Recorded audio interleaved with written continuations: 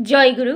শ্রী শ্রী ঠাকুর বললেন, আমরা যখন নাম করতে শুরু করি তখন আমাদের মনটাকে শরীরের যে অংশে কেন্দ্রীভূত করে নাম করা শুরু করি তখন সেখানে কোষ সৃষ্টি হতে থাকে, কোষ বিভাজন শুরু হয়ে যায়, তার ক্রিয়া বেড়ে যায়, তার শক্তি বেড়ে যায়।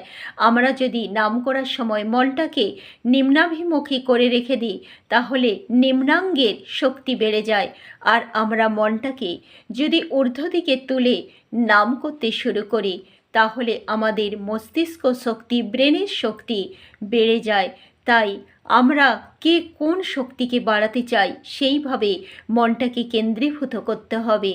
আসল কথা হলো শরীরের সবচেয়ে গুরুত্বপূর্ণ অংশ হলো কিন্তু ব্রেন। ব্রেন কিন্তু সারা শরীরকে নিয়ন্ত্রিত করে। তাই ব্রেন যদি ঠিক থাকে, মস্তিষ্কের শক্তি যদি ঠিক থাকে, আর যদি আমাদের মূল যে সুষুম্না